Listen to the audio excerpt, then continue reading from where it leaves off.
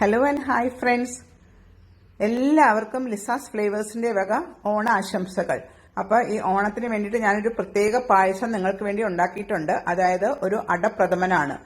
അതിന്റെ ഈ റെസിപ്പിയുടെ പ്രത്യേകത എന്താണെന്ന് വെച്ചാൽ ഞാൻ അട ഉണ്ടാക്കിയേക്കുന്നതാണ്. പിന്നെ ഒരു ട്വിസ്റ്റും കൂടെ ഉണ്ട്. അതായത് ഏത്തപ്പഴം കൊണ്ടാണ് ഞാൻ ഈ അട ഉണ്ടാക്കി വാഴയിലയിൽ നല്ല ഫസ്റ്റ് ടൈം ഉണ്ടാക്കിയിട്ട് ഞാനൊരു പായസം ഉണ്ടാക്കിയിട്ടുണ്ട്. അപ്പോൾ നിങ്ങളിതൊന്ന് എൻജോയ് ചെയ്ത് കഴിച്ചു നോക്ക്, നിങ്ങൾക്ക് ഇഷ്ടമാകും.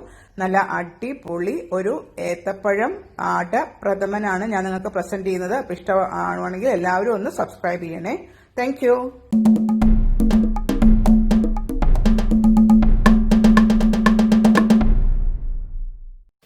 എല്ലാവരുടെയും അടുക്കളയിൽ ഓണം എവിടം വരെയായി.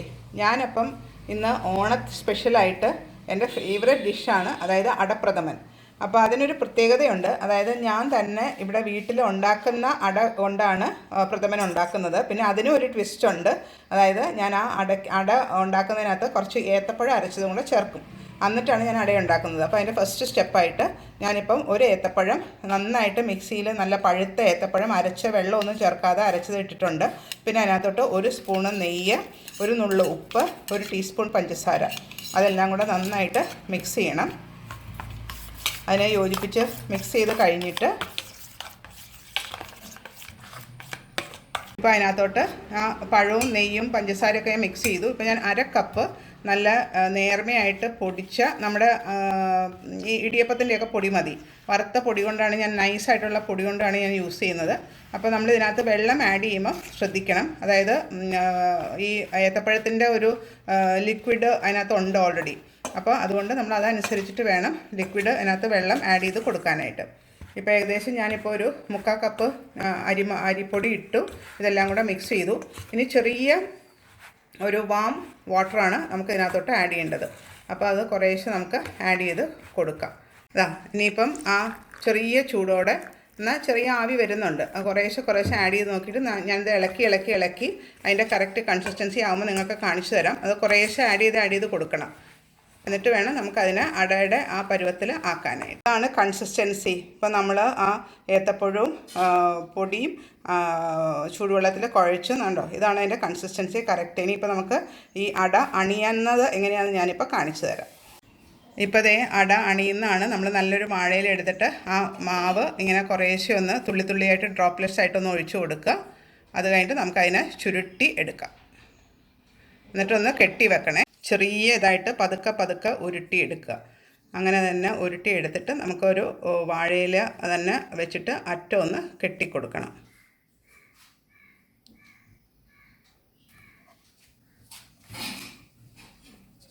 അതൊന്ന് ചെറുതായിട്ടൊന്ന് നടുഭാഗത്ത് അല്ലെങ്കിൽ 2 സൈഡിലായിട്ടൊന്ന് കെട്ടിക്കൊടുത്താൽ മതി. എന്നിട്ട് ഇങ്ങനെ നമുക്ക് ഓരോ വാഴയിലയിൽ ഇത് ഫില്ല് ചെയ്തിട്ട് നമുക്ക് തിളച്ച വെള്ളത്തിലിട്ടിട്ട് വേണം ഇതിനെ കുക്ക് ചെയ്ത് എടുക്കാനായിട്ട്. പിന്നെ ഒരു കാര്യം ശ്രദ്ധിക്കേണ്ടത്, നമ്മൾ ഈ വാഴയിലയിൽ ഇതിങ്ങനെ കെട്ടി ചുരുട്ടി എടുത്തു കഴിഞ്ഞാൽ അധികം നേരം വെക്കരുത്. അപ്പോൾ തന്നെ നമുക്ക് തിളച്ച വെള്ളത്തിലിട്ട് വേണം ഇത് ഉണ്ടാക്കി എടുക്കാനായിട്ട്. ഞാൻ ക്ലോസപ്പിൽ കാണിച്ചു തരാം. അട അണിഞ്ഞിട്ട് ചുരുട്ടുന്നത്. ഇപ്പം അടയുടെ എല്ലാം ചുരുട്ടി റെഡിയാക്കി കെട്ടി വെച്ചിട്ടുണ്ട്. ഇതിനെ തിളച്ച വെള്ളത്തിലോട്ട് ഇപ്പം തന്നെ ഇട്ട് കൊടുക്കാൻ പോവാണേ. തിളച്ച വെള്ളത്തിലോട്ട് അത് ശ്രദ്ധിക്കേണ്ടത്, വെള്ളം ഇത് മുങ്ങിക്കിടക്കുന്ന അത്രയും വെള്ളം വേണം. അത് നന്നായിട്ട് താന്ന് കിടക്കണം. എന്നിട്ട് വേണം വേവാനായിട്ട്. ഒരു 10-15 മിനിറ്റ്സ് കൊണ്ട് നമുക്കിതിനെ വേവിച്ചെടുക്കാം.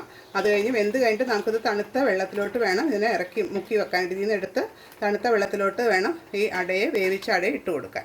ഇപ്പം നമ്മൾ വെന്ത അട അങ്ങനെ തന്നെ എടുത്തിട്ട് നമ്മൾ ഈ തണുത്ത വെള്ളത്തിലോട്ട് അങ്ങ് കോരിയിടുകയാണ്. ഓരോ കെട്ടായിട്ട് ഇങ്ങനെ ഇട്ട് കൊടുക്കാം. അത് കഴിഞ്ഞിട്ട് വേണം നമുക്കതിൻ്റെ ഇലയൊക്കെ അഴിച്ചിട്ട് കെട്ടൊക്കെ അഴിച്ചിട്ട് അടയെ തന്നെയായിട്ട് എടുക്കാനായിട്ട്. കുറച്ച് നേരം ഒന്ന് തണുത്ത വെള്ളത്തിൽ കിടന്ന് ഒന്ന് ആറി വരട്ടെ. ഉണ്ടോ, ഇപ്പോൾ വെന്ത അട എല്ലാം ഞാൻ ആ തണുത്ത വെള്ളത്തിൽ ഇട്ടിട്ടുണ്ട്.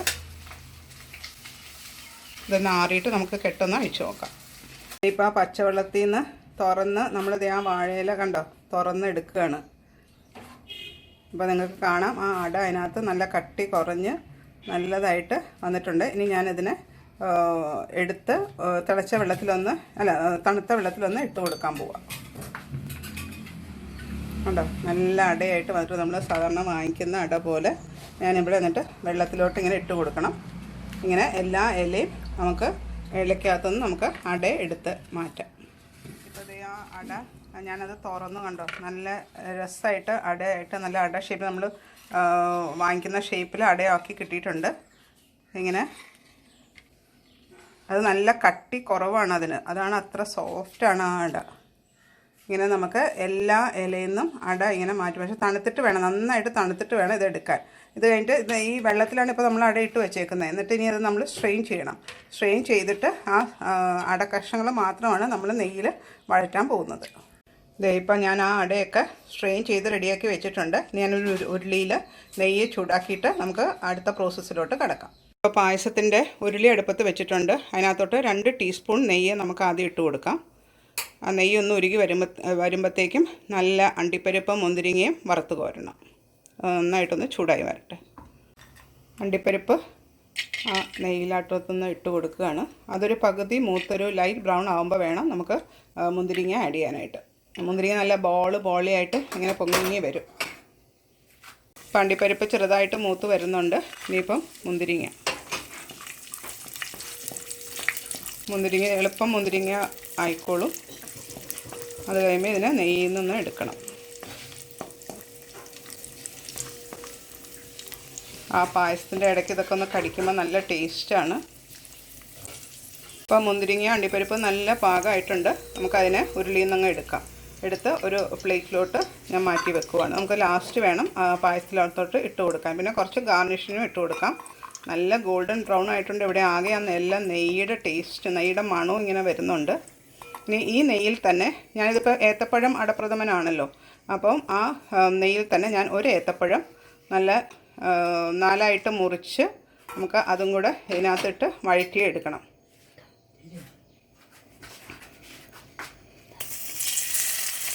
ഉണ്ടോ, ചെറുതായിട്ട് അരിഞ്ഞ ഏത്തപ്പഴം. അപ്പോൾ അതിനെ ഒന്ന് നെയ്യിലൊന്ന് മൂപ്പിച്ചെടുക്കുമ്പോൾ ഇടയ്ക്കിടയ്ക്ക് പായസത്തിൽ അടയുടെ കൂടെ നമുക്ക് ഏത്തപ്പഴവും കടിക്കാൻ കിട്ടും. അപ്പോൾ നല്ലൊരു ടേസ്റ്റ് ആയിരിക്കും, അതൊരു പ്രത്യേക ഒരു സ്വാദാണ്. അപ്പം ഇതിനെ ഇനി ഇത് കുറച്ചൊരു ചെറിയ തീയിലിട്ടൊന്ന് കുക്കാവണം. ഇത് പച്ച ഏത്തപ്പഴമാണല്ലോ, അതൊന്ന് കുക്കാവണം. അപ്പോൾ നമുക്ക് ചെറിയ തീയിലിട്ടിട്ട് വേണം ഇതിനെ ഒന്ന് കുക്ക് ചെയ്ത് വഴറ്റി എടുക്കാനായിട്ട്. ഇപ്പോൾ ഏത്തപ്പഴമൊക്കെ നന്നായിട്ട് വെന്ത് ഒരു ലൈറ്റ് ബ്രൗൺ ആയിട്ടുണ്ട്. ഞാനിതിനെ ഒന്ന് മാറ്റി വെക്കാൻ പോവാം. ഇതിൽ നിന്ന് നെയ്യിൽ നിന്ന് എടുത്ത് വേറൊരു പാത്രത്തിലോട്ട് ഇടാൻ പോവാം. ഇനി വേണം നമുക്ക് ഈ നെയ്യിനകത്ത്, ഈ ഉരുളിക്കകത്തോട്ട് കുറച്ചും കൂടെ നെയ്യ് ഒഴിക്കണം. ഇപ്പം നമ്മൾ ഒഴിച്ച നെയ്യെല്ലാം ഓൾമോസ്റ്റ് വറുത്തും ഏത്തപ്പഴം ഫ്രൈ ചെയ്തുമൊക്കെ എടുത്തു. അപ്പോൾ നമുക്ക് കുറച്ചും കൂടെ നെയ്യ് ഇതിനകത്തോട്ട് ആഡ് ചെയ്യാം. അപ്പോൾ ഒരു 2 ടീസ്പൂണും കൂടെ നെയ്യ് ഇതിനകത്തോട്ട് ആഡ് ചെയ്യുക. ഇത് നമ്മൾ വേവിച്ച് വെച്ച അട, ആ സ്ട്രെയിൻ ചെയ്ത അട ആ നെയ്യിലോട്ട് ഇട്ട് കൊടുക്കണം. എന്നിട്ട് നമ്മൾ ആ കയ്യിൽ വെച്ച് തന്നെ അതിനെ ഒന്ന് ചെറുതാക്കിയാൽ മതി. ഇതിപ്പോൾ ചില പീസസ് കുറച്ച് വലുതായിട്ടാണ് ഇരിക്കുന്നത്. അപ്പോൾ ആ കയ്യിൽ വെച്ച് തന്നെ ഒന്ന് ചെറുതായിട്ട് ഇങ്ങനെ നമുക്ക് ഉടച്ച് എടുക്കാൻ പറ്റും. എന്നിട്ട് നെയ്യിൽ ഇതൊന്ന് മൂത്ത് വരട്ടെ. ആഹാ, നെയ്യിൽ കിടന്ന് നമ്മളിത് വീട്ടിലുണ്ടാക്കിയ തന്നെ അട നല്ലതായിട്ട് നെയ്യിൽ മൂപ്പിച്ചെടുക്കുന്നുണ്ട്. അപ്പോൾ അതേ ആ നെയ്യിൽ കിടന്ന് നമ്മുടെ അട നന്നായിട്ട് വഴന്നു വരുന്നുണ്ട്. അതിനകത്ത് നല്ല കൊഴുത്ത ശർക്കരപ്പാനി ആഡ് ചെയ്ത് നന്നായിട്ട് ആ ശർക്കരയിൽ അട നന്നായിട്ട് വരട്ടി എടുക്കണം. അപ്പോഴാണ് ആ അടയ്ക്കകത്തോട്ട് ശർക്കരയെല്ലാം പിടിച്ച് നെയ്യും എല്ലാം പിടിച്ച് നല്ല ടേസ്റ്റി ആയിട്ട് കിട്ടുകയുള്ളൂ. അതാണിപ്പോൾ ചെയ്തുകൊണ്ടിരിക്കുന്നത്. ഇപ്പോൾ ഇതേ ശർക്കരയിൽ കിടന്ന അടയൊക്കെ നന്നായിട്ട് വരണ്ട് വന്നിട്ടുണ്ട്. ഞാനിപ്പോൾ 2ാം പാൽ, തേങ്ങയുടെ 2ാം പാൽ ഇപ്പോൾ ഇതിനകത്തോട്ട് ഒഴിച്ചു കൊടുത്തു. ഇനി 2ാം പാലിൽ കിടന്ന് ഈ പായസം ഒന്ന് പാകപ്പെട്ട് വരണം. എല്ലായിടത്തും നിന്ന് യോജിപ്പിച്ച് അതിനെ പാകപ്പെടുത്തി എടുക്കാം. അപ്പോൾ നമ്മുടെ പായസമൊക്കെ ഓൾമോസ്റ്റ് റെഡിയായി. നമ്മൾ ആ ഫ്രൈ ചെയ്ത് വെച്ച ഏത്തപ്പഴം ഒന്ന് ഇട്ട് കൊടുക്കാം പായസത്തിനകത്ത്. ഇനിയിപ്പോൾ ബാക്കി തലപ്പാൽ മാത്രമേ ആഡ് ചെയ്യാനുള്ളൂ. ഇപ്പോൾ എല്ലാ ഇൻഗ്രീഡിയൻസും ആഡ് ചെയ്തു. നല്ല രസമായിട്ട് വന്നിട്ടുണ്ട് നമ്മുടെ ഏത്തപ്പഴം പ്രഥമൻ. ഇനിയിപ്പോൾ ഞാനത് തലപ്പാലും കൂടെ ഒഴിച്ചിട്ട് ഒരു അടുപ്പൊന്ന് ഓഫ് ചെയ്തിടാം. ഒന്ന് തിളച്ചാൽ മതി. അത് കഴിയുമ്പോൾ അടുപ്പങ്ങ് ഓഫ് ചെയ്തിടാം. ഇപ്പോൾ തലപ്പാലിനകത്ത് ഞാൻ ചുക്കും ജീരകവും ഏലക്കയും കൂടെ പൊടിച്ചതും കൂടെ ചേർത്തിട്ടുണ്ട്. അപ്പോൾ അതെല്ലാം അടുത്തോട്ട് ആയിക്കോളും. ആ ചുക്കിൻ്റെയും ജീരകത്തിൻ്റെയും ഏലക്കയുടെയൊക്കെ ടേസ്റ്റ് വന്നോളും. തലപ്പാൽ ആഡ് ചെയ്തിട്ട് പിന്നെ തിളപ്പിക്കണ്ട. ഒന്ന് ഇത് കഴിയുമ്പോഴത്തേക്കും ഓഫ് ചെയ്ത് ഇടാം. ഇപ്പോൾ ഞാൻ അടുപ്പങ്ങ് ഓഫ് ചെയ്തു. അതിനകത്തോട്ട് ആ നെയ്യിൽ വറുത്ത അണ്ടിപ്പരിപ്പും മുന്തിരിങ്ങയും കൂടെ ഒന്ന് ഇട്ട് കൊടുത്താൽ ആഹാ, നമ്മുടെ ഓണം സ്പെഷ്യൽ ഏത്തപ്പഴം പ്രഥമൻ റെഡി ആയിട്ടുണ്ട്. അപ്പോൾ പറ്റുന്നവർ ഇതെല്ലാവരും ഒന്ന് ഉണ്ടാക്കി നോക്കുക. എന്നിട്ട് നിങ്ങളുടെ അഭിപ്രായങ്ങൾ യൂട്യൂബ് കമൻറ്റ് സെക്ഷനിൽ ലിസാസ് ഫ്ലേവേഴ്സിലൊന്ന് ഇട്ടാൽ നന്നായിരുന്നേ.